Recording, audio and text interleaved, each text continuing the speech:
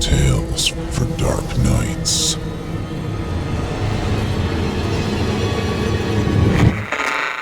Want to make sure you never miss a Chilling Tales for Dark Nights video again? Be sure to subscribe and hit that bell to turn on notifications.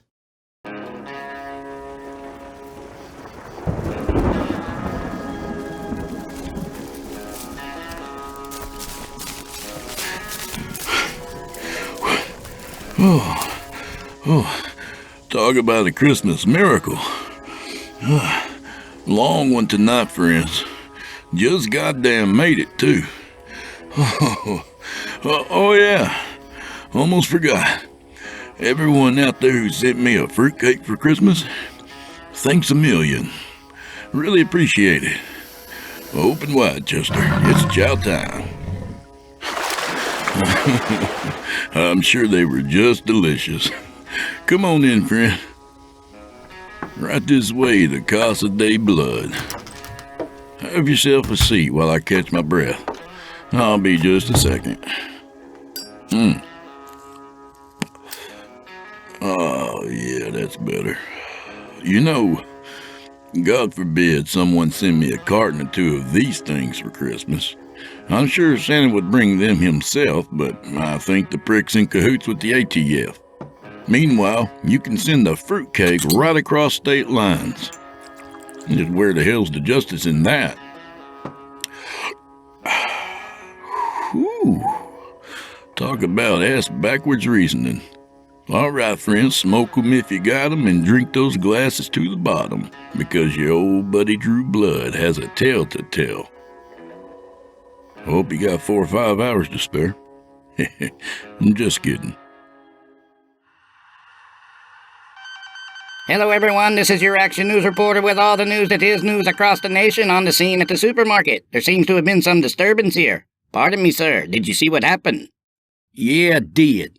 I was standing over there by the tomatoes listening to Drew Blood, Season 1, Episode 13, and that's when I heard it.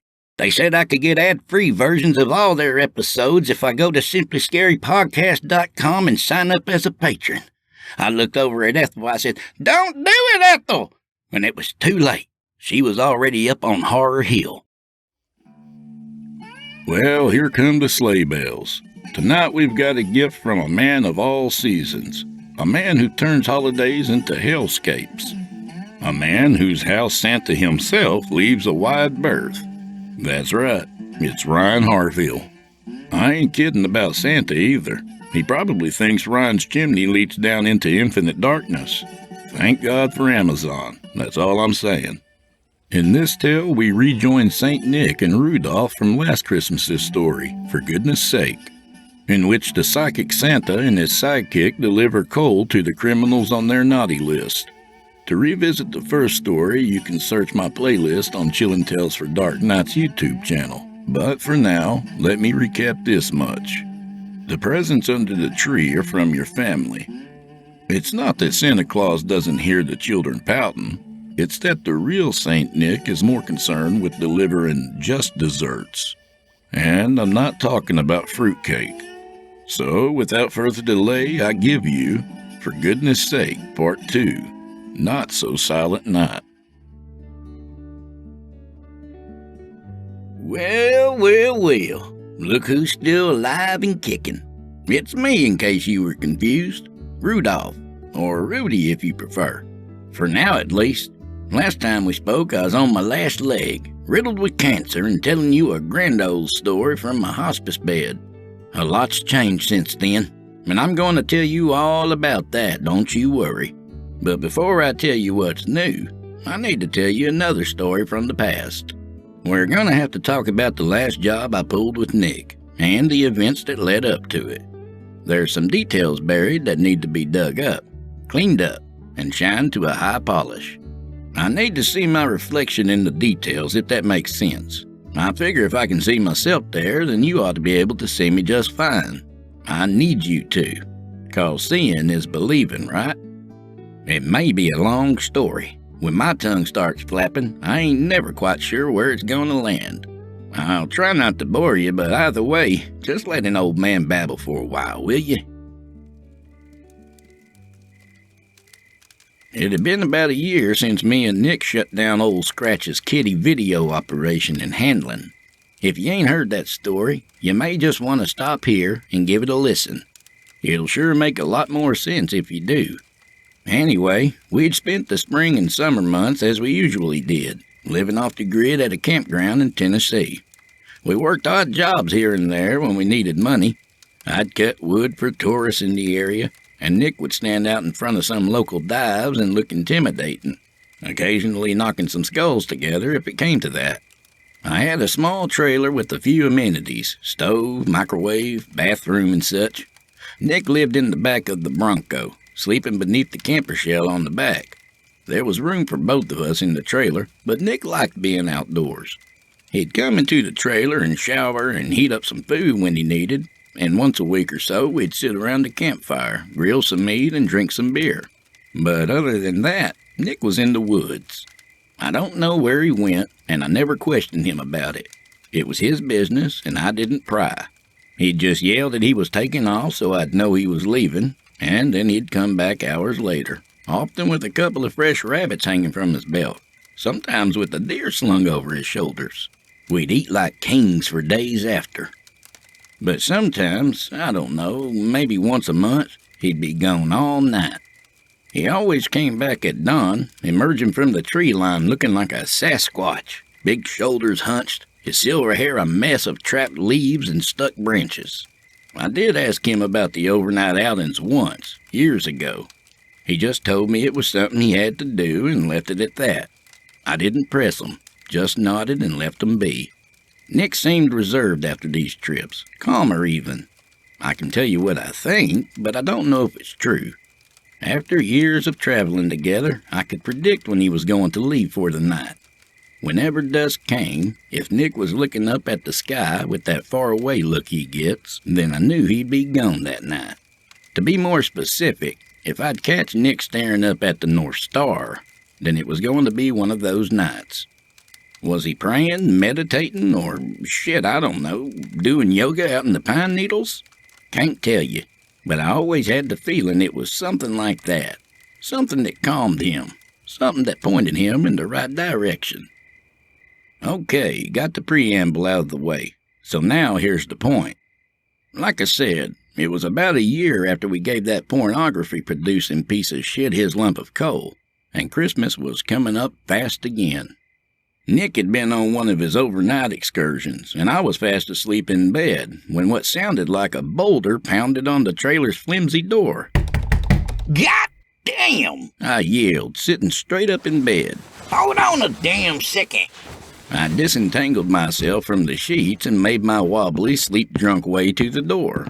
I opened it up, and there stood Nick, silhouetted against the coming dawn, his eyes a bit wild. You scared the shit out of me, man, I said. What's got you all riled up? As usual, his voice was rocks grinding against themselves in the landslide. We need to talk. You can't wait till the sun's up? I said as I rubbed my eyes. No. Okay. You coming in? No. Come out here. I've got a fire going. I stepped out into the pre-dawn gloom. The night's chill surrounded me in an instant. My threadbare pajama bottoms did nothing to help, but the fire did. I sat down on my usual stool and scooted myself closer to the flames. Nick sat his big frame down on the uprooted stump he used as a chair. He had an old Alabama crimson-tied ball cap, his silver hair streaming from beneath it. His white cloud of a beard was dotted with caught pieces of dead leaves, and it reached down to his bare chest. Other than that, all he had on was an old pair of Levi's jeans. Nick and the cold were like old friends and enjoyed each other's company very well. He leaned forward and handed me a crinkled and torn swatch of newspaper. Read it. He said, "Where in the hell did you get this?" Don't matter. Just read. I sighed and got to reading it. It didn't take long. 3 missing kids, all from the same area in Texas? I asked. 4 now. That article is a few days old. Another was taken last night. And how would you know that? I just do. He said. It's like I could hear their voices for just a moment last night. Scared voices in the dark, locked in somewhere and waiting for the worst. I tossed a newspaper in the fire and watched it curl as the flames devoured it. I'll plot a route on the map. Nick nodded. This might be a bad one for us, Rudy. The pornographer was bad, yeah, but this is something else. We caught him by surprise, but I don't think we're going to be that lucky this time. I can feel the pressure, the resistance, as easily as if I had my hand against a wall. Then we'll handle business like we always do, I said with a shrug, 'cause I'll guarantee you one thing. No matter what we're up against, I ain't stopping till every asshole involved gets his coal. He surprised me with a smile. You're one of the good ones, Rudy. Always remember that. I took the compliment with a nod, but all in all, the way he said it didn't sit right with me. Pardon my poetry, but it had the sound of finality, if you will. Yep, it sounded final as shit.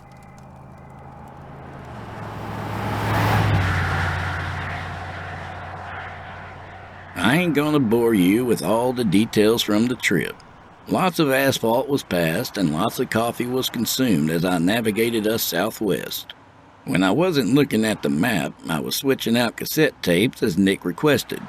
I lost track of all the tapes along the way, but I remember cycling through Soundgarden's Bad Motor Finger and Pantera's Cowboys from Hell more than a few times. Metal always calmed old St. Nick right down. Music soothes the big-ass beast, or something like that.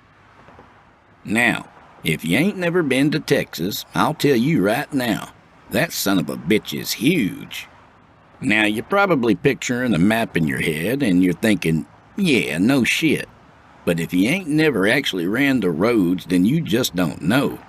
We had about a 15-hour drive, and reaching the Texas state line was only half the trip. The other half was just getting to Moreno. Would have saved some time if we hadn't skirted round Dallas, but Nick never liked driving through Dallas. If you've ever done it, then you know why. I'd rather have a staring contest with the devil than go through Dallas at rush hour. We finally made it and found the nearest service station after passing the Moreno town line. Nick pulled up to the pump and I went inside to pay and pick up a paper.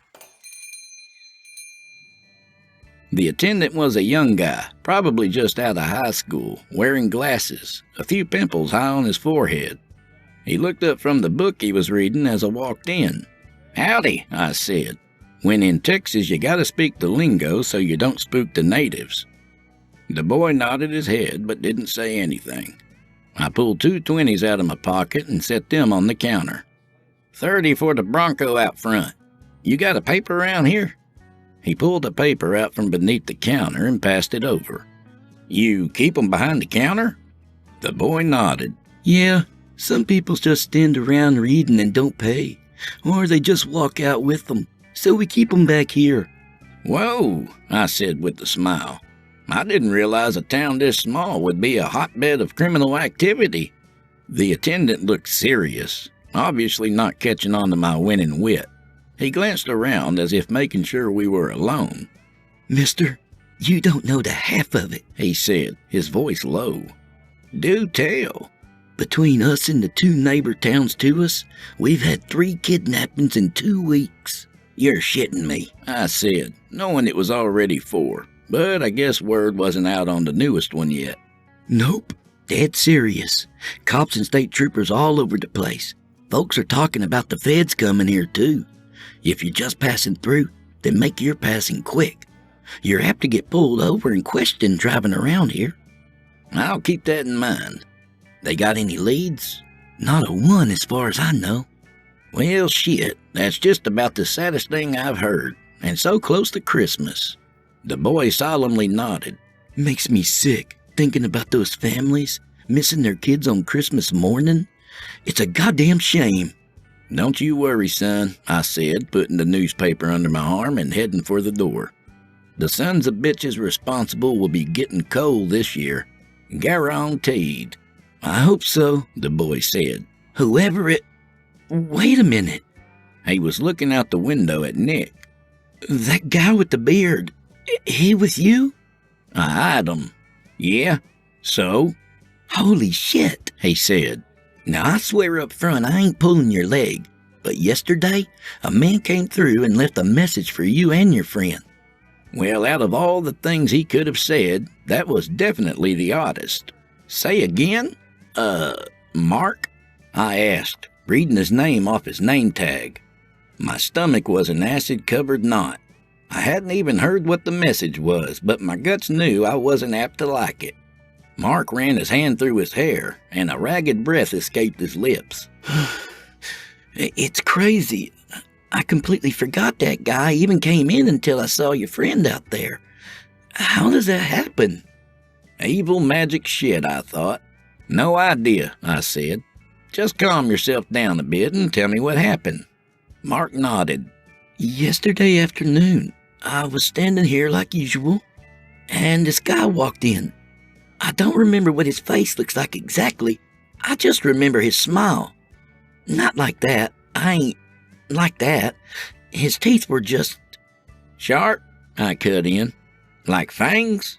the opposite. Mark said with a shake of his head. They were damn near perfect. The straightest, whitest teeth I ever seen. And his hair was slicked back like the dudes in old black and white movies. Plus, he was wearing a suit, with a tie and all. He looked like he could sell you anything, if that makes a lick of sense. It didn't, but I didn't press him on it. Well, he doesn't sound familiar to me. What was the message? Mark's brow furrowed, looking like a freshly tilled field. He said he'd meet you tonight at 9 out at the sheep shed. It's a bar about 20 miles west of here, off Highway 302. Was that all? I asked. Just the sheep shed at 9? Mark looked down at the counter, his head shaking just a bit. Son, you all right? Yeah, I'm sorry. I didn't see you come in. What can I do for you? I knew. Damned if I know how I knew, but I knew he had just lost what we were talking about. Our whole conversation just gone with the wind like the seed head of a dandelion. 30 in gas for the truck outside, and the paper. You can keep the change. Thanks, sir, he said with a smile. Much appreciated. I nodded and went back to the Bronco. About damn time, Rudolph. Nick said, squeezing the handle down on the nozzle and letting the gas flow. Yeah, about that. What? Seems somebody left us a message with the kid in there. What the hell are you talking about? Exactly what I just said, Nick, I said and leaned against the pump. Somebody left us a message. Kid said he looked like Fred Astaire if old Freddy was still alive and kicking, and selling vacuums door to door. Wearing a suit and tie, too. Uh-huh, Nick said and stroked his beard. I don't know anybody like that. I'd assume it was Scratch himself. Sounds like a costume his vain ass would put on. But he can't come up here. What'd he say? Said to meet him at a bar tonight at 9. That sounds like a trap. I thought so too, but it's a bar full of people. Not even Scratch could make a whole crowd come after us, especially if we're on our best behavior. Nick thought about it. Still, I don't like it. Well, shit, neither do I. But if it has to do with those missing kids, then I think we have to check it out. Nick's face grew more serious than usual. Downright grave, in fact. Are you thinking we should, Rudy? Or do you know it? Do you feel it? I didn't know what he was asking, not on the surface anyhow. But just like I knew without knowing what he did overnight in the woods, and I knew without knowing that the boy in the gas station had forgotten me already, I did know what he was asking. I got this feeling, the same kind I would get when I didn't know which direction we were supposed to go, even with a map in front of me. But I always got us where we were going.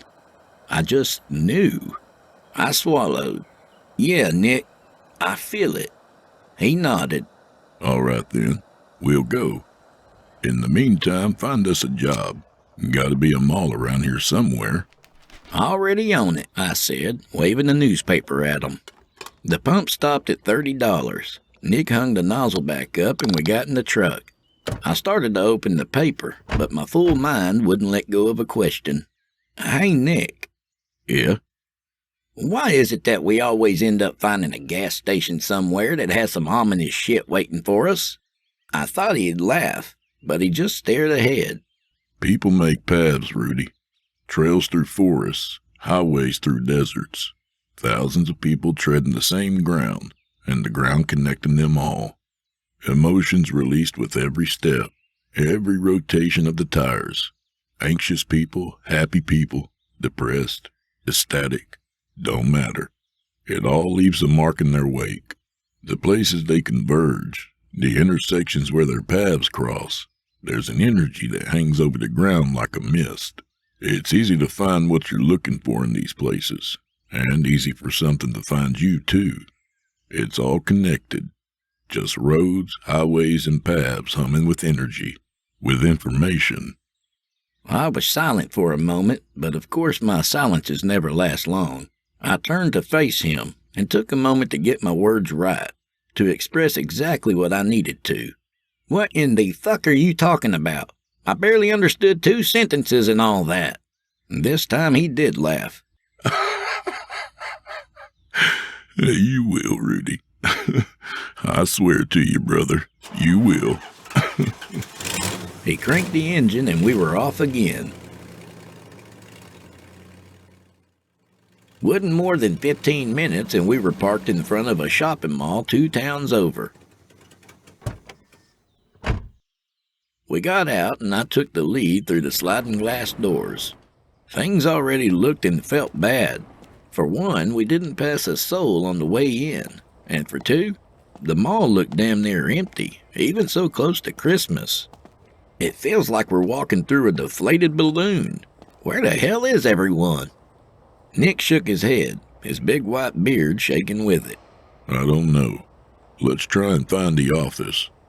We walked through the empty space, boot heels clicking on the gaudy tile, still colored in pastels and neons left over from the 80s.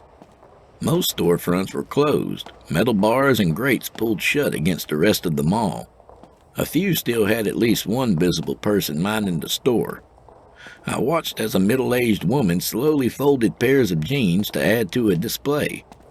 It struck me as a sad sight. Couldn't tell you exactly why.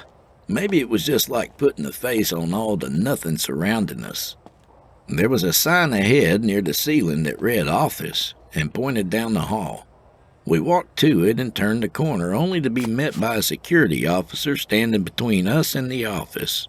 He was a young black man in a blue and gray uniform, bald-headed and standing nearly as tall as Nick. Damn near as big, too. Help you, gentlemen? He said, eyeballing us from forehead to feet. Yes, sir, I said. We're looking for the manager of your establishment here. What you want with Mr. Perez? We are in the business of entertaining children during the holiday season, I said, with what I hoped was a genuine smile. My friend Nick here plays Santa, as you may have already guessed by the silver mane and white beard, and I handle the business and traveling arrangements. Name's Rudy, and you are? I stuck out my hand. For just a sec I thought he wasn't going to take it, but after a little hesitation he did, and shook my hand with a slightly less than painful grip. Officer Robinson. Frank. Nick cut in with his usual demeanor. What's happened here? Frank raised an eyebrow. What are you referring to? This place is a tomb, Nick said. Where is everyone? Frank licked his lips. You ain't from around here, are you? Nah, I said. We travel a lot, working the Santa gigs all over the place this time of year. Frank sighed. Look, the town's in a bad way. Kids have gone missing. Everybody's scared of their own shadow. People are staying home and keeping their kids right where they can see them. Well, shit, I said, trying to seem ignorant. How many are we talking about? Just got word this morning of the 4th. I don't think anybody really knows yet, but the girl was Mr. Perez's daughter. That's why he ain't in today. Probably won't be back anytime soon either. Can't blame him for that, I said. I'm sorry as shit to hear it. Any idea who did it? Nick asked, as blunt as ever. Nah. Police think it must be a stranger. Mr. Perez and his wife are heartbroken. No marital problems. No other relatives on this side of the border. I don't get it. Sophia is a sweet girl. Always has a smile for everyone. She doesn't deserve this. Nobody does. There was a moment of, how do I describe it? It was like static electricity, a small charge that was barely noticeable floating over the air. You blame yourself. Nick said. Why?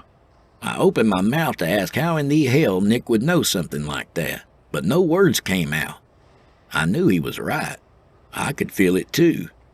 Frank's guilt was so thick I wondered why I hadn't noticed it outright. Frank's expression changed quickly from shock to suspicion. How the hell? Nick placed his hand gently on the man's shoulder. Don't matter, and it ain't important. You can tell me. It won't leave this little triangle we have here. Why do you feel guilty about Sophia being snatched up? Frank stared at Nick. Your eyes.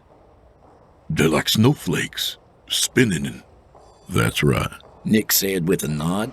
Like looking in a shook-up snow globe. Relaxing, ain't it? Yeah. Yeah, it is. Okay. Well, you just keep looking and tell me about Sophia. He nodded. Sure. I was on duty yesterday. Sophia came around after school. She'd do that sometimes, come hang around with her dad. He'd give her a couple of quarters for the arcade machines, but no more than 2. He said too many arcade games would rot her brain. He smiled. So I always made sure to pass her a couple more in secret. Nick and I both smiled along with him. What happened next? I asked. After she came back from the arcade, Mr. Perez wasn't done working, so we asked her to entertain herself for just a bit longer. She asked for some more arcade money and he said no, but she could go visit Santa if she wanted. Y'all had a Santa here? Nick said. Yeah. His last day was yesterday. Said he had another gig lined up that paid more. And after the disappearances, there wasn't much for him here to do anyhow. I ain't even gonna lie. I was happy to see him go. Why? I just didn't like him much. Gave me the creeps. He never did anything wrong that I saw. I just didn't like him. Anyway, she went and stood in line and eventually saw the guy. When she was done, she walked past the hallway here and kept walking, right out the front door. Nobody's seen her since. You got cameras around here? I asked. Frank nodded. Yeah, I made copies of the tapes and gave them to the police. You can see Sophia talking to Santa, then just walking away. You see her again when she passes by camera 2 near the front door. But when she's supposed to be walking out, right past camera 1, she ain't there. The front door's open, but she never comes out. What about Santa? Nick asked. Anybody question him? Yeah, but nothing came of it. He was still in his seat and seeing kids, all of it on camera. Okay, but just in case, you mind giving us any info you got on him? Frank blinked. You ain't here just for the job, are you? You're something else. I smiled. Yep, something else is definitely what we are. You can trust us, Nick said, his voice kind. His name is Andy Avery, Frank said. Came in every day with booze on his breath. Wasn't falling down on the job or anything, but he was certainly hitting the bottle before he came in. I know he's renting a room somewhere, but I ain't sure which cheap motel it could be. He told me he was taking a day off before moving on, so if he's still around, you'd probably have luck finding him at the sheep shed. We're familiar with it, Nick said. I smiled and rubbed my hands together. Gotta love that sweet synchronicity. What are you talking about? Frank asked. Nothing, I said, shaking my head. An album by the Police back in '83. Great album. Nick gave me a look that made me stop my tongue from flapping. He turned back to Frank. Frank, listen to me. Do you trust me? Yeah, I do. Then believe me when I say this. None of this was your fault. You're a good man. I can read it written on your heart. Let it go. Holding on to it only makes it worse. Frank nodded. One tear spilled down his cheek. I'll try. I promise. Good. Nick said. Now, me and Rudy here are going hunting. I don't know what happened to Sophia or the other kids, but I'm gonna find out. And when I do, when I know who's behind it, I'm gonna tear them open and see what comes spilling out. Nick here is many things, I said, but he damn sure ain't a liar. Some bastard's gonna pay. Bet on it. Frank's expression softened into confusion. Who the hell are y'all? The A-Team, Sherlock Holmes, and the Spirit of Christmas all wrapped up with a bow. Nick clapped the man on the back, we said our goodbyes, and then we got back on the perpetual road. We grabbed some burgers from a nearby diner and ate in the Bronco as the sun went down over the parking lot. I finished my last bite and chased it with a sip of Dr. Pepper. So? So what? What are you thinking? What are you thinking? He said, then bit off a fourth of his burger. I'm thinking we need to get to the bar a bit early to stake the place out before going in. See who's coming and going. Look for anything out of the ordinary. Sounds like a plan, Rudy. I gave him a raised eyebrow. That's it? You ain't got nothing to add? He swallowed the bite he'd been chewing on. No, you got it under control. What if I don't? You do. Quit doubting yourself so much. I ain't. Yes, you are. How long we been handing out coal, Rudy? I sighed. To tell you the truth, it's hard to remember. 5 years? 10? Something like that, maybe. Now listen, if I drop dead right now... Probably going to, the way you shoved those cheeseburgers down. He ignored me and continued. If I drop dead right here, right now, I wouldn't worry about those kids one bit. I'd go wherever I'm going without a care, 'cause I know you'd finish it, Rudy. You'd get to where you need to be and handle business. This is a long way of saying that I trust you and your judgment. You got to know that by now. It's time to stop believing so much in St. Nick here and start believing in yourself. I didn't know what to say to that. I didn't feel like I was second-guessing myself. But if Nick thought I was, felt that I was, then I sure as shit was, even if I couldn't see it. You're the magic and the muscle, Nick. I might could talk my way through some hairy shit, but you can just tear your way through. We ain't exactly even in that regard, if you hadn't noticed. Much to my shock and surprise, he laughed. You ever seen me work out? I don't know. Figured you might have a Bowflex stashed out in the woods somewhere, or some shit. Nope. I'm big 'cause my daddy was big. Simple as that. My strength comes from believing in myself, and other people believing in me too. Bullshit, I said. That sounds like a public service announcement after some Saturday morning cartoon show. Next you're going to tell me knowing is half the battle. You can think that if you want, but it's true. And goddammit, I knew he wasn't lying. But I couldn't rationally bring myself to take it as gospel. Mostly 'cause it sounded fucking nuts. Now why, after all this time of seeing the shit Nick could do, did I think this was the craziest thing? Because he was right. I could feel it. And it scared the shit out of me. I didn't say anything, just watched him as he stared off into the sky. I followed his gaze and wasn't surprised in the least to see the North Star twinkling in between the receding sunlight and the coming dark. The sheep shed was probably exactly what you're already picturing in your head when I say it was a bar settled on a strip of lonely Texas highway between towns. It was a squat square made of cinder block, all painted gray that may have once been white. The name of the joint was badly painted in italics across the front wall, but what the building lacked in flair was surely made up for by the god-awful gaudy neon sign on wheels parked by the road. We parked the Bronco as far from the door as we could and sat and watched. It wasn't even an hour before we spotted Andy Avery. He pulled up in a decrepit F-150 whose rust spots were spray painted over with a color that barely matched the dusty maroon. A bumper sticker on the back read, "Come sit on Santa's lap." The truck's door opened with a squeal and out stepped Avery, his gut hanging over the waistband of his dirty jeans, and his long beard, more yellow than white, looked like piston snow. One side of Nick's mouth rose up in a soundless snarl. Let's go. We got out and walked slowly, giving Avery a chance to settle in. I made sure my pistol was still snug in the back of my waistband before I opened the door. The rowdy voices of all the drinkers inside still leaked through the thunderous guitar riff that sounded like it was coming from a V8. Smoke hung in a layer across the ceiling, the nicotine-stained bulbs above casting a sickly yellow light over all.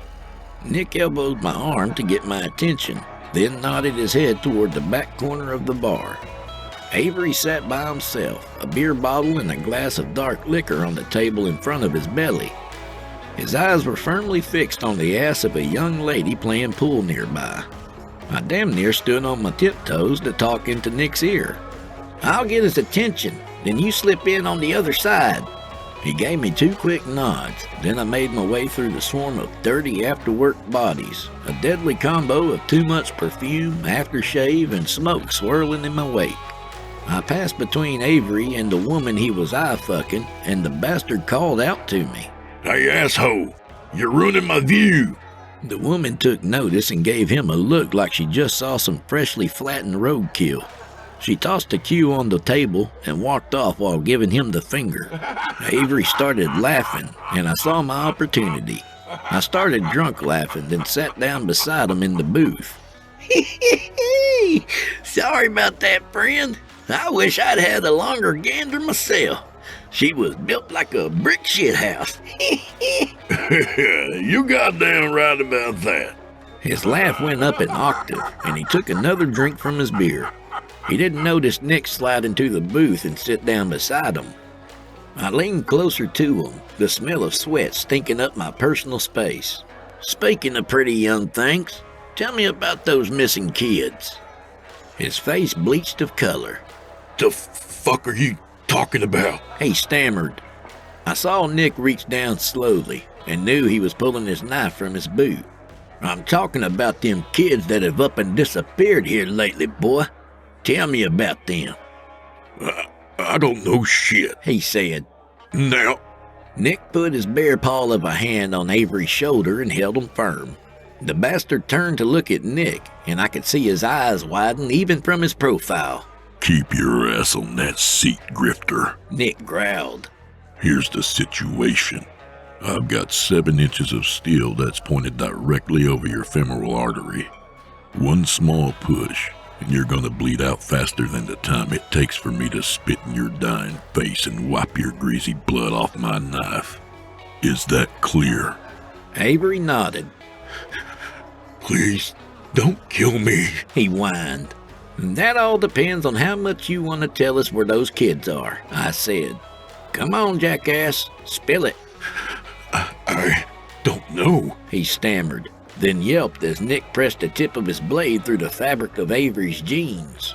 It was superficial, but seeing the bastard's blood start to spread did make me smile. I don't know where they are. That's the truth. I snapped my fingers under his nose to get his attention off his leg.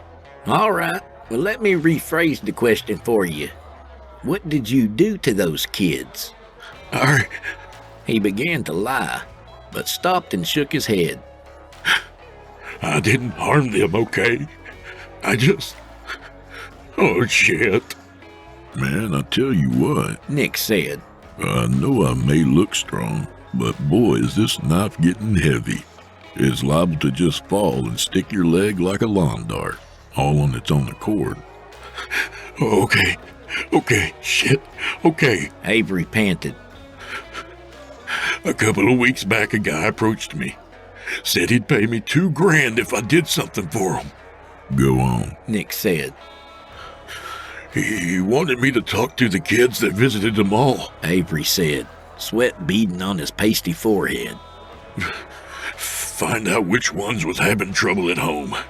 Maybe likely to skip school or talking about running away. You know. Kids that wouldn't be missed for a bit if they came up missing, I said. Yeah, and I did. But when the end of my 2 weeks was coming, and I hadn't found another kid, he got greedy and snatched up the mall manager's little girl.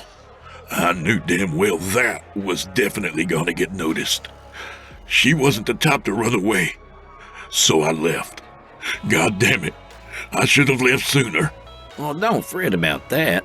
We would have tracked your bulbous ass down wherever you went. Who were the guys paying you? If I tell you, they'll kill me. Nick's eyes blazed as he pushed his face within an inch of Avery's. What the fuck do you think I'm going to do to you, asshole? His voice like the rumble of storm clouds. You think this knife is for show? I pushed down another 2 inches, and you better hope there's a goddamn surgeon knocking a few back in the bar tonight. It was a church van, Avery squeaked. He didn't tell me his name, but I saw the van he came in. He parked way in the back of the parking lot, but I still saw it. It was from that big church off I-20 heading towards Midland. Biggest damn church you ever saw. Me and Nick shared a glance. His face showed disappointment more than surprise. What do you think? I asked. Nick looked back at the pitiful sack of shit. Let him go. I stood and gestured for Avery to leave the booth. He stood and I grabbed him by the beard. You say one word about our conversation here, and I'll make it my mission to find you and stick that knife up your ass. And you better not let me find out you're playing at Santa again. Avery nodded shakily and squeezed past me. For an older alcoholic fat man, he sure did make great time getting out the door. I sat back down beside Nick. I know why you let him go. Why's that? He was already dying, wasn't he? I could feel he was sick, something in his guts, but I couldn't make it out. Cirrhosis in his liver. Nick said, then downed Avery's whiskey in one gulp. And his stubborn ass ain't gonna go get it looked at till it's too late. He's gonna die miserable and in pain. You can tell the future now? I said and laughed. Well, we gotta get you booked on the Tonight Show. Maybe we'll finally make enough money to retire. Nothing like that. Nick said. Yeah, I can tell he's sick, but the rest is just knowing people. A guy like that, he's just gonna press on till he starts pissing blood. Doctor will tell him to stop drinking, but he won't. Makes sense, I said. Then noticed a big red Budweiser clock on the wall. Shit, it's about time for our appointment. No sooner had the words left my ever-running mouth when the bar's door lit up around the seams. Needless to say, I was dumbfounded as hell, but I was more surprised that no one else in the place was looking at the light but me and Nick. It faded after a few seconds, and I watched through the afterimage as the door swung open.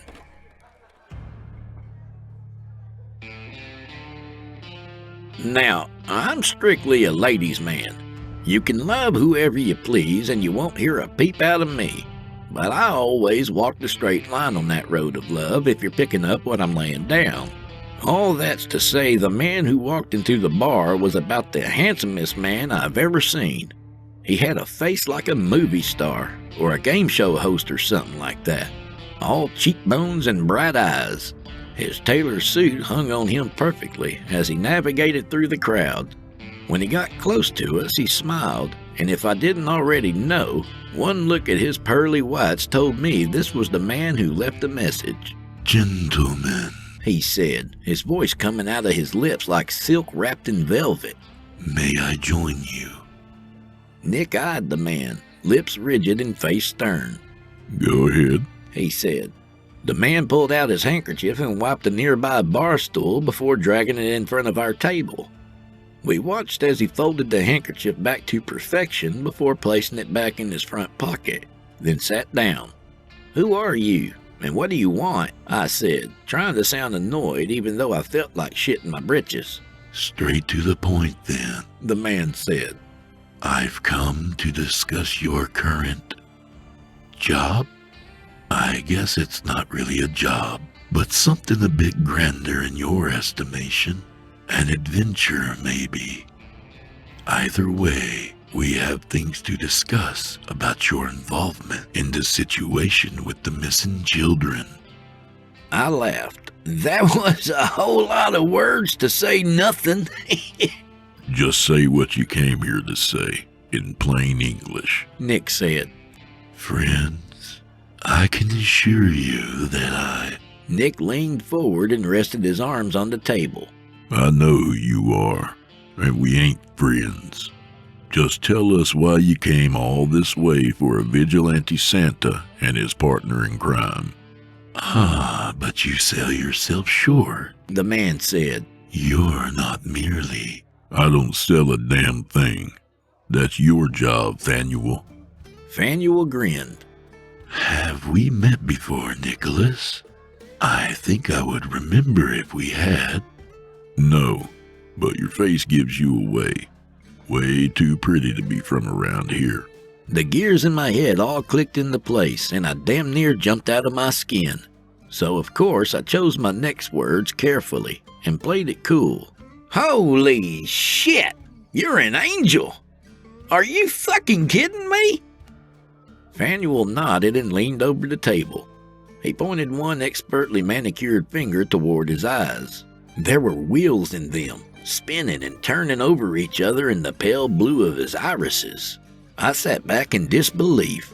I've felt demonic presences before. Hell, I even talked to old Scratch himself on a payphone. But up until I saw Fanuel's eyes, I never even entertained the idea of seeing an angel in the flesh. Well, maybe not flesh. I still ain't sure what exactly they're made of, to tell you the truth. Don't be too impressed. Nick said with a smirk.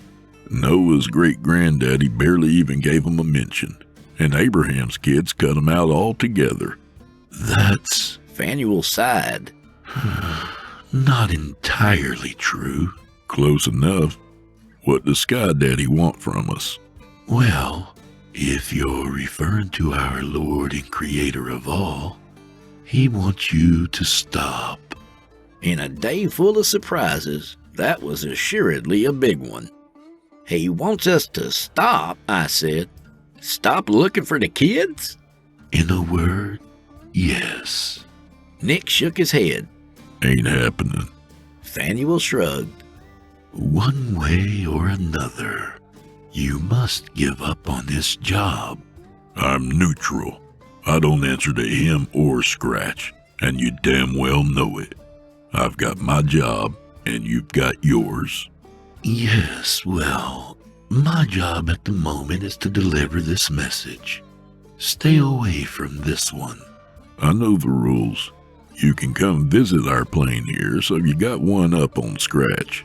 But just like his infernal majesty, you can't do shit to us. Free will surely is a bitch. Fanuel's smile dropped from his lips. All true, I'm afraid. But you forget the many skills that have been bestowed to me.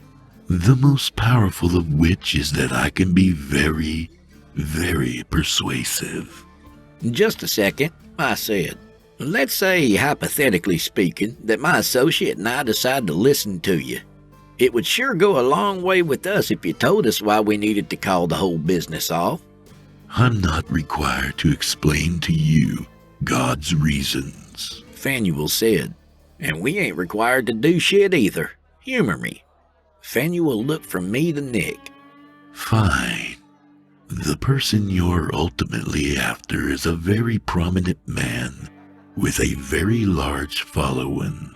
In time, the church he has built will triple in size. He will instruct others who will go on to found churches across the country.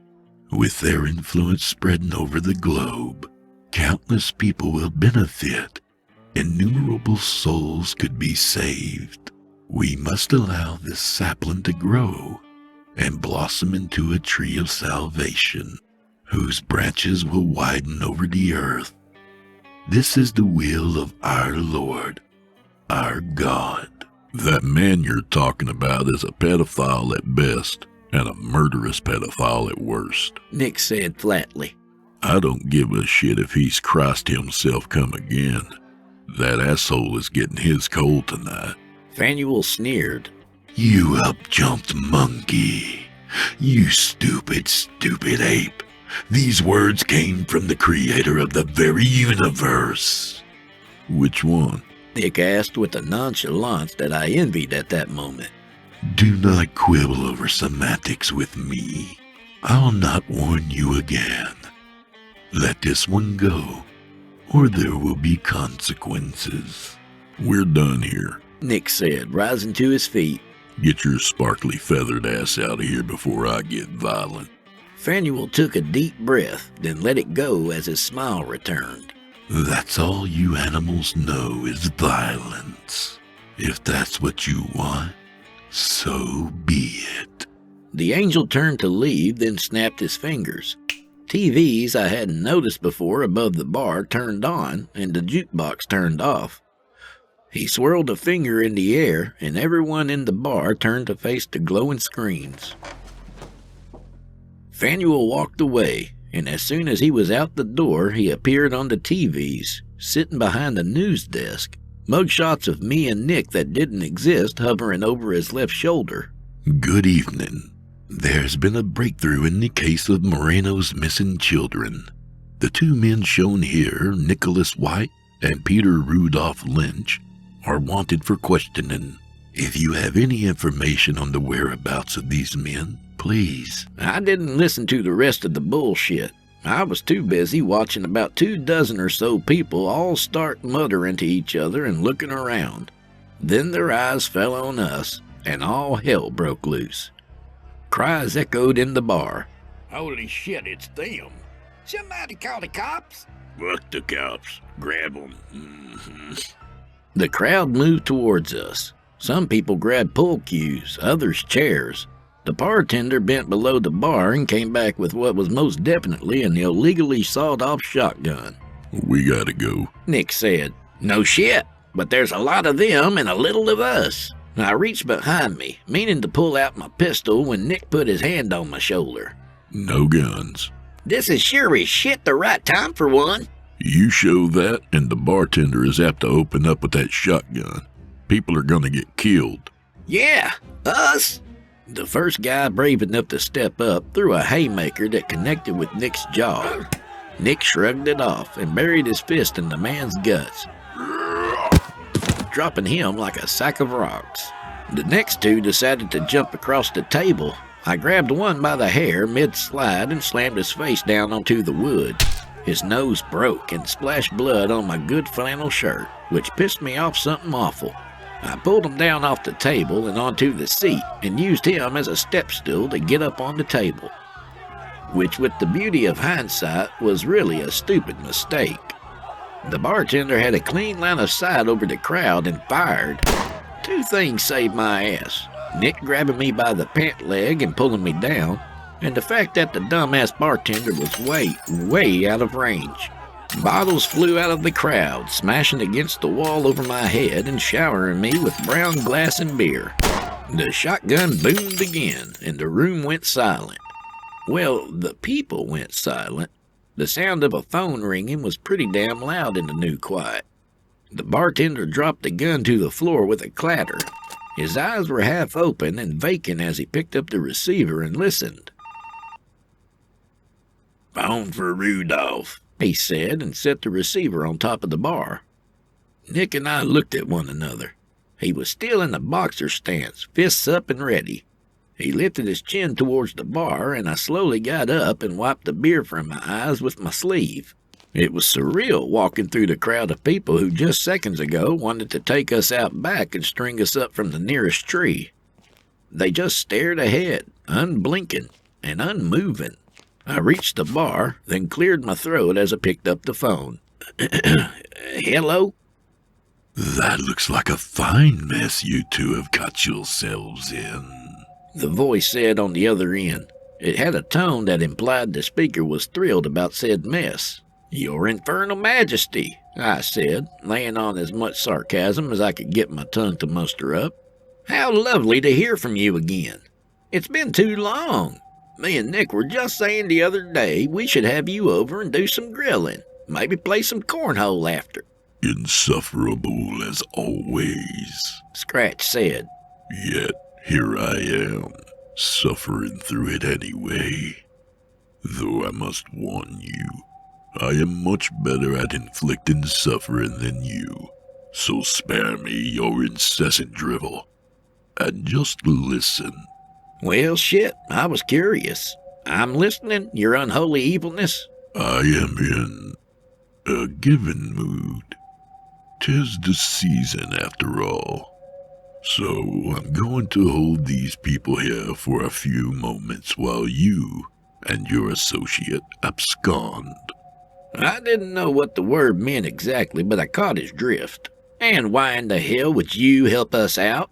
Don't be dense, Scratch said impatiently. As much as I'd like the Reverend Johann to continue going along gloriously sinning, It's in my best interest to have you and the saint dispose of him. It's as simple as that. You seriously think I'm about to make a deal? With you? It's not a deal. I have already enthralled the crowd. It's up to you if you'd like to use the opportunity to leave and continue on with your crusade. Either way, the clock's ticking. I could already see the crowd stirring again. Fine, but I ain't thanking you, No need. Scratch said, sounding bored. Just take care of the Reverend. That will be thanks enough. I tossed the receiver back to the barkeep. He didn't move a muscle, just let it hit him in the chest and fall to the ground. Let's get while the getting's good, I called out to Nick. He made his way over to me. Who was on the phone? Scratch. The infernal asshole wants this Reverend planted 6 feet under. Nick shrugged. All right, let's do it. I honestly didn't expect him to take the news so easily. Between that and him telling the angel that we were neutral, I was confused as shit. Not for the first time, I wondered how much Nick wasn't telling me, about how much I still had left to learn. Once we were back safe and sound in the Bronco and heading up the dark highway, I decided it was time I got some answers. What the hell was all of that? All of what? Nick said. Are you kidding? A goddamn angel just showed up in the bar and tried to kill us, Nick. And you sat there holding a conversation with him like that shit happens every day. Not to mention I had another pleasant chat with the fucking devil. Calm down, Rudy. Now, fuck that. We've been handling this business together for years, and I've always left you be. Never questioned you, never pried. But goddamn it, Nick, you've got to give me some answers here. Ain't I at least owed that much? He was silent as I sat there fuming. Another mile passed, and another. Okay. Okay? Okay what? I'll tell you everything after this is over. I just nodded, still pissed, but willing to give him a little more time. Our nearly silent drive out to the church took about an hour. We saw the massive cross reaching up to the sky well before we saw the building. Avery was right about one thing. It was the biggest damn church I'd ever seen. Jesus Christ, get a load of that, It makes you wonder how much Jesus has to do with a place like that. Nick said. Look at that gaudy shit. You can't throw a rock around here without hitting a person who's in need. But where's the money going here? Same place it always goes. To make a rich man richer. The Bronco's headlights preceded us into a nearly empty parking lot. A few of the vans that Avery had mentioned were there, lined up on the side near an unmarked set of double doors painted to match the beige exterior of the building. There, I said. We go in there. Nick parked us near the vans, and we got out. I reached back under my seat and grabbed a long flathead screwdriver and a rubber mallet. He kept a lookout as I went van to van, placing the blade of the screwdriver in the corner of a window and tapping the handle with the mallet. The windows fell to random shapes of safety glass, scattering like dropped diamonds on the asphalt. Once that was done, we went to searching. I was looking through the glove box of the third van when Nick tapped me on the shoulder, making me nearly shit myself. I half fell out the door. God damn, man! Scared the shit out of me. You got something? He held up a backpack, small, pink and purple, and with one of them My Little Ponies on the front. Under one of the straps, written in marker, was the name Sophia Perez. Let's get in that building, Nick said. We don't know if he's got them here or... They're here, I said. I can feel it. And I could, like little candle flames in the dark. Nick nodded, walked over to the Bronco, and came back with his crowbar. He made short work of the doors, just shoved a flat end in between them and kept pushing till they popped apart. They opened up on a dark alley. Not pitch black, though. There was a lamp far off at the other end. We crept along slowly. There were a couple of offices, a small kitchen, and a conference room. The church looked more like an 8-to-5 office building along the back hall. The lamp we had seen earlier was on an end table beside a small couch, and on the couch was a sleeping man. He was laying on his side in a gray suit, and the magazine he had been perusing was spread open on the floor where it had fallen from his fingers. I tiptoed around to where his head was, but I don't know why I bothered sneaking. If he didn't hear us getting through the door, then he damn sure wasn't going to wake up from me walking across carpet. I carefully placed the tip of my screwdriver into his ear and nodded to Nick. He bent and tapped the man on the forehead. The man nearly jumped when he saw Nick staring at him. "Whoa now, partner," I said softly. "You feel that in your ear? That there is a screwdriver. So if you ever want to use this ear again, you better keep quiet." He put his hands up feebly. We don't keep any cash around here," Bullshit. Nick said. The whole building stinks of other people's hard-earned money. But that ain't why I'm here. Where's the kids? He started to shake his head, so I put just a little pressure on the screwdriver. "Answer the man," I said. Nick leaned in close. Look, we only want the Reverend. You can walk out of here. There ain't no police coming or anything. You can just go, right after you tell us where the Reverend and the kids are.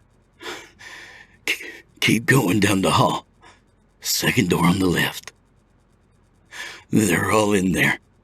Thank you. Nick said, then looked at me. Rudy, you got any more questions before we set them loose? "Yeah, just one," I said. "Who was it that took the kids and brought them here?" The man started crying. I'm so sorry.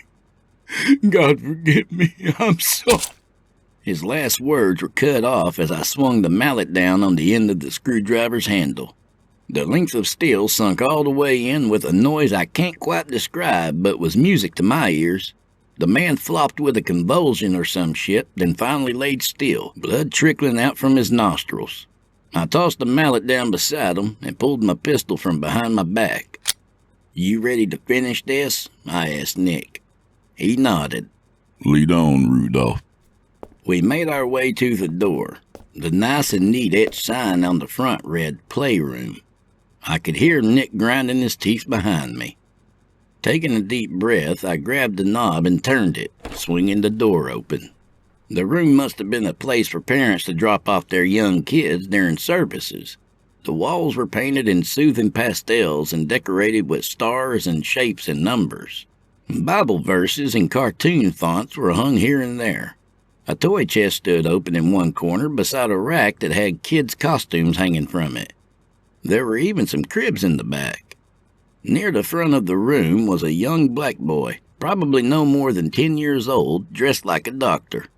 A plastic stethoscope hung from his neck and over his white coat. Sophia sat on the floor in front of him. I guess they didn't have any kind of patient costume because she just had a sheet wrapped around her in the front, the back safety pinned at the nape of her neck and open like a hospital gown. The other two children, a small white boy, probably 6, and another Hispanic girl around the same age, sat on a couch in the middle of the room. They were watching the other kids playing at doctor like it was a theater production. And sitting right between them was the Reverend. He had his arms across the kid's shoulders and was smiling till he saw the door open. He was dressed in a bathrobe and socks and nothing else. The robe was open in the front, exposing a chest full of graying hair. The belt was loosely tied, and the way he sat with his legs open gave the entire room a view of his meager manhood. He was just sitting there enjoying the show, like it was the most normal thing in the world. His eyes fell on us, and the smile died as he tried to stand and cover himself. "Nope," I said, and tapped the barrel of my pistol against my thigh. "I'm going to need you to just sit tight for a minute." The youngest kids on the couch were silent and staring, but the kid in the doctor costume started to cry. "Are we in trouble?" he said. I didn't want to do it. Don't tell my daddy, please." Nick brushed past me and swept the boy up in his arms before I could so much as blink. Hush now. he said in his most soothing Santa voice. You're not in any kind of trouble. Not one bit. And I should know, because I have to make the list every year. The boy pulled his wet face from Nick's shoulder and really took a good look at him. Santa, He said, his eyes widening. The one and only. And I promise you, Marcus, everything is going to be okay. It might not seem like it right now or even tomorrow, but I swear it will. Now, I need you to do something for me. I need you to be my helper. Well, the boy nodded enthusiastically at that as Nick set him down on his feet. I want you to take Sophia here and Anthony and Lily and walk right down this hall here and wait for me by the door. Can you do that for me? He nodded again. I don't think he could do much else, seeing how transfixed he was on Santa Claus standing right in front of him, motorcycle boots and all. Nick helped Sophia to her feet. Sophia, y'all follow Marcus and we'll be right out. Slowly the children gathered and held hands, forming a line, and Marcus led them out the door. He turned and looked at Nick. Santa, is the Reverend on the naughty list? He is indeed. Is he getting coal for Christmas? You can bet on it. Good. Marcus said, nodding sternly. He began pulling Sophia's hand. Come on, guys. Once we figured the kids were out of earshot, I closed the door. Without hesitation, the Reverend started flapping his gums. Look, I don't know who you are. Who the fuck do I look like? Nick growled. I circled the bastard and yanked the belt from his robe with my free hand. Ow! Hey, that hurt! He bleated. Good. Now, lean up and put your hands behind your back. If I have to tell you twice, it ain't gonna be nice. He leaned forward and did as he was told. I stuffed the pistol into my waistband, then went to work tying the bastard's hands together. None of this is what it seems, he cried. I found those kids and brought them here until the police could get here. That's it. Nick stared at him with enough intensity that even I felt scared. Lies drip from your lips like poisoned honey, Nick said, and grabbed a fistful of the asshole's thinning hair. His other fist got to moving, slamming into the middle of the Reverend's face. He cried out and tried to free himself from Nick's grip. No, sir, we're just getting started, I said. The Reverend spat blood out onto his chest hair. Who the fuck are you? You walk in here acting like a piece of shit, two-bit Santa Claus. Ho, Nick said, driving his fist into the man's teeth. ho, He repeated, as the next punch broke the Reverend's jaw. ho. The final strike sent at least a few teeth tumbling to the carpet. Nick sank his bloodied hand into his pocket and brought out 2 lumps of coal. He set one to the side and broke the other clean in 2. Rudy, hold his head still. I grabbed each side of the Reverend's head, my hands getting slick with blood and sweat. The bastard's eyes were wide and wet, and blood flowed freely from his mouth as he muttered some shit I didn't understand, nor did I care for him to elaborate on. This year is special. Nick said, pinching a piece of coal against each of his thumbs. This year, we're gonna make a snowman right here in Texas. Nick lunged forward and shoved the coal into the Reverend's eyes and kept pushing till they popped. The blood ran down his swollen cheeks. Jesus Christ, did that man squeal. The Reverend's head shook furiously, and I nearly lost my grip, but I held on and kept him still as Nick took the other lump and shoved it into the bastard's red hole of a mouth. Nick stood back, breathing heavy. Do the honors, Rudy. I came back around to the front of the couch, pulled out my pistol, and put 3 rounds into the mewling asshole's heart.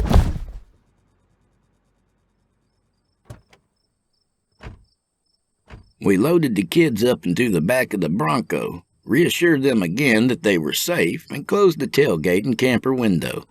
What's the plan for getting them home? I asked. Nick shrugged. Figured I'd park a couple blocks away from the nearest police station, let them out, and watch them till they get inside. Then we're gonna have our talk, right? He looked down. Rudy, I'm gonna tell you everything you need to know. You're done for now. I figured my hearing must have got messed up from the gunshots. Excuse me? This is where our paths go different ways. What the fuck are you talking about different ways? We're a team. Where is this shit coming from? It's the way it's gotta be. You'll understand in time. He made the turn away from me and I grabbed him and spun him around. No, fuck that. Not after what we've been through. All these years. Do you trust me? His words made me stop blubbering. Yes, Nick, of course. I trust you, but... Then do as I ask. Take these. He handed me a key ring. It's the key to one of these vans. I took it off the guy on the couch. Get away from here and ditch it somewhere. I ain't a fucking amateur. I know what to do with the stolen ride. I know. It's just hard to drop the teacher role sometimes, but I guess that's what I've got to do now. Now go, Rudy. Go live your life, take a vacation, whatever. Just do what you want to do while you're still young enough to do it. I knew he was serious, and I knew I trusted him, so I did the only thing I could do. I wrapped him in the manliest bear hug I could manage and told him goodbye.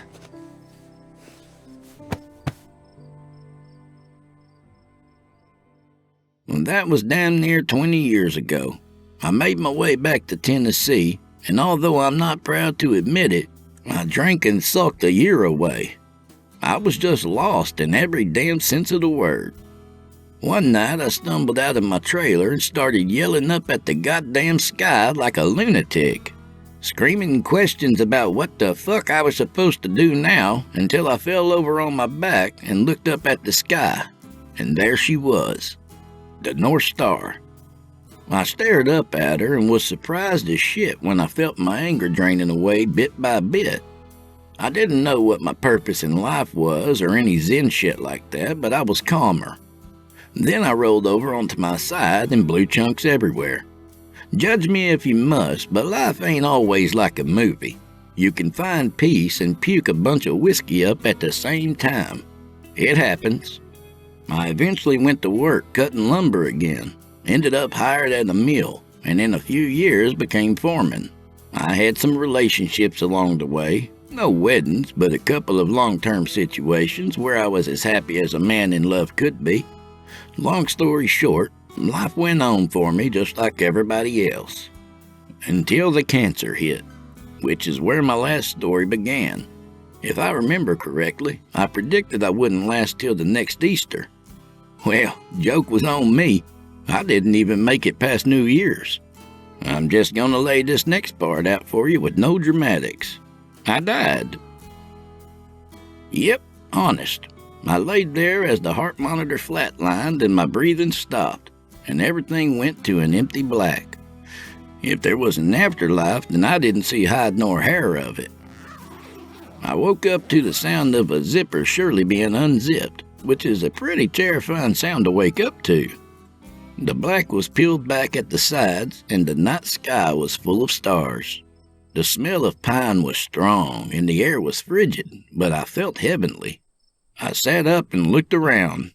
Speaking of waking up in terrifying situations, I soon discovered I was sitting half in and half out of a body bag in the middle of the woods. If you've never done it, I wholeheartedly do not recommend it. I thought hard about my first words as a man newly brought back from the dead. "What in fuck is going on?" I yelled into the freezing air. A voice came from my left. I'll tell you if you promise to quit hollering. There was Nick, sitting on the tree stump, bare-chested and soaking up the cold. It's damn good to see you, Rudy. Once I got myself out of the body bag, Nick handed me a fresh set of clothes, then went about starting us a fire. Nick, seriously, I'm grateful to be living and all, but as you may can guess, I am confused as fuck. He laughed. I know. I was too when it happened to me. The kindling came to fiery life, and in moments the fire was blazing.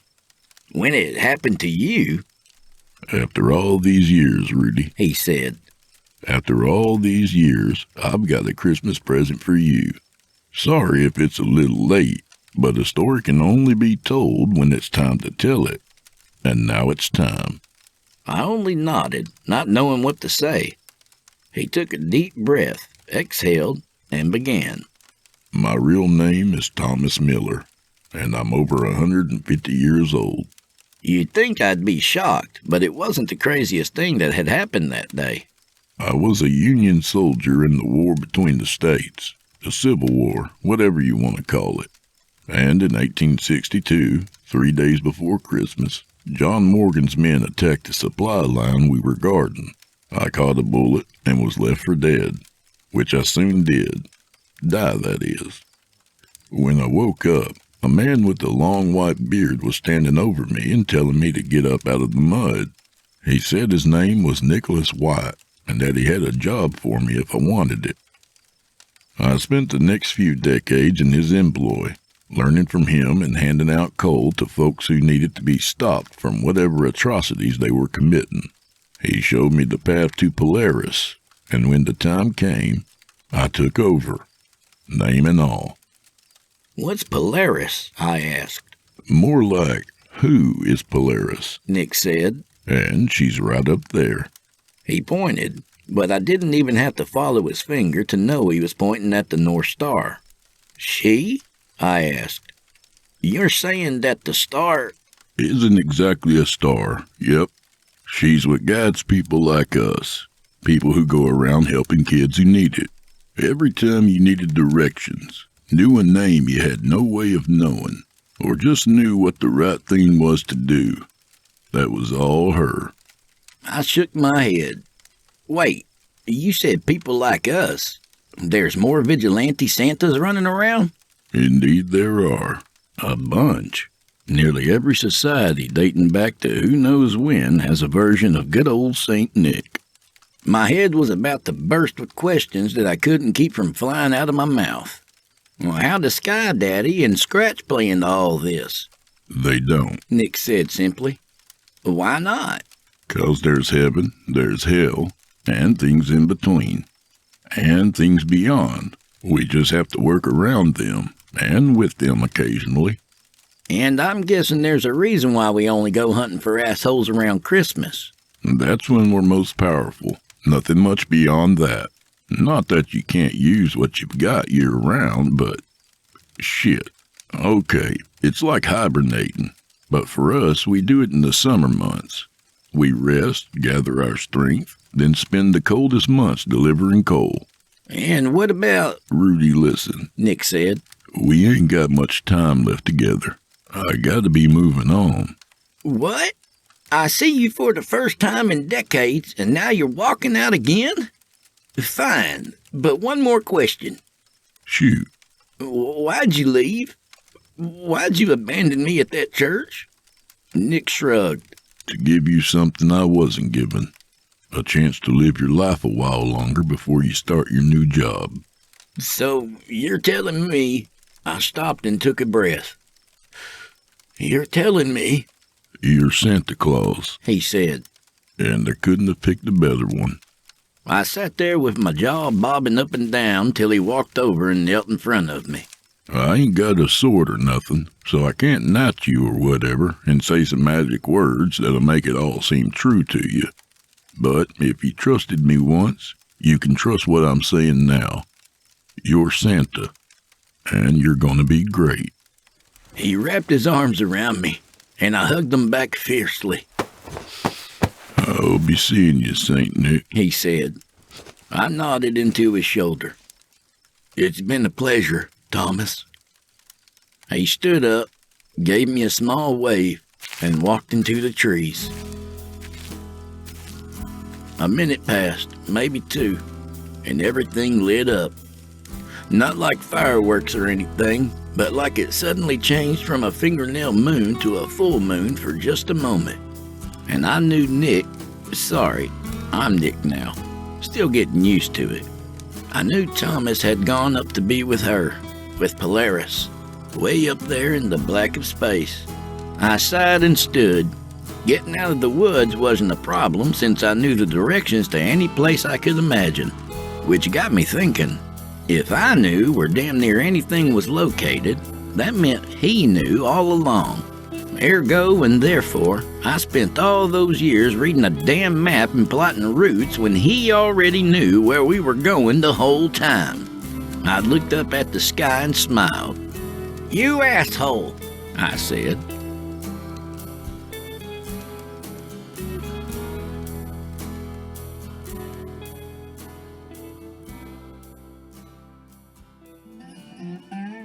You've been listening to For Goodness Sake Part 2 by Ryan Harville.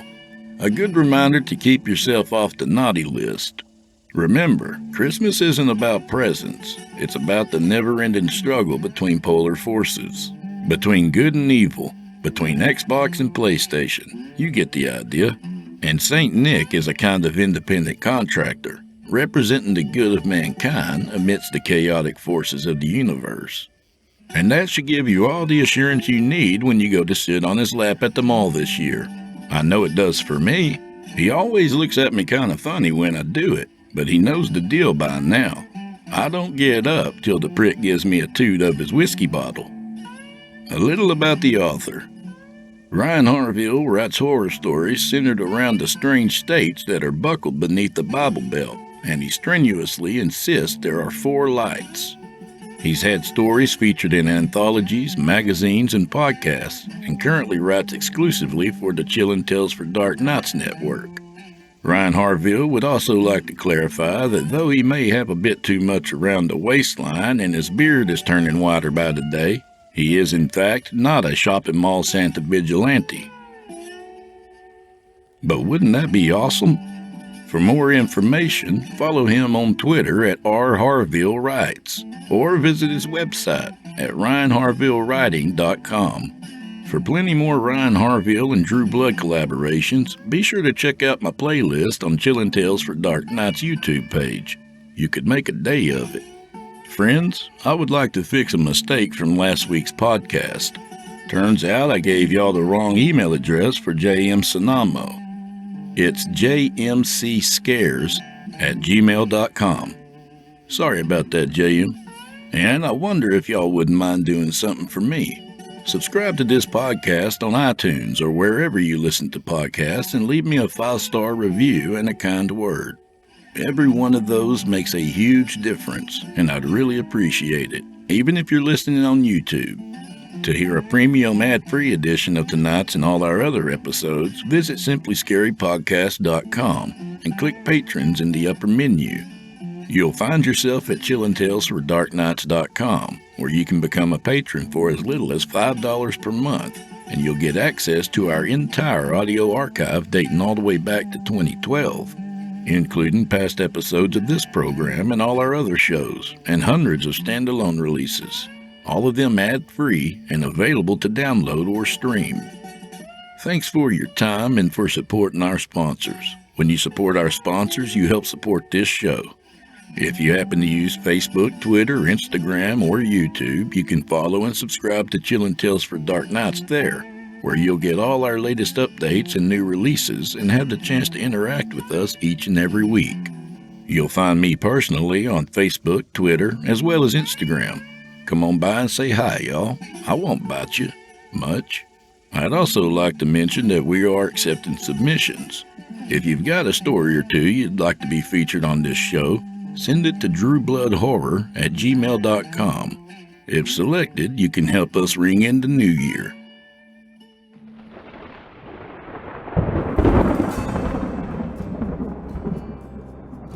Well, I'm afraid this is where we part ways, friend. At least till next week. So grab yourself an eggnog and pour whatever else you need in there to have a good time. And until next week, friend, may the wind be at your back. May the road rise up to meet you.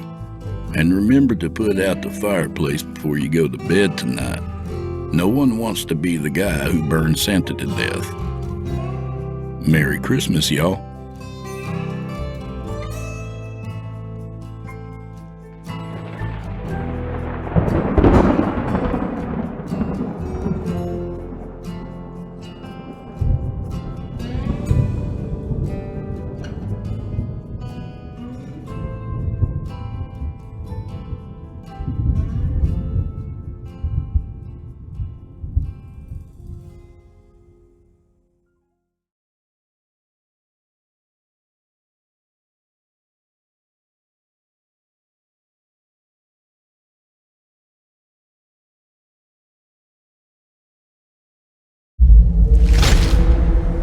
tales for dark nights.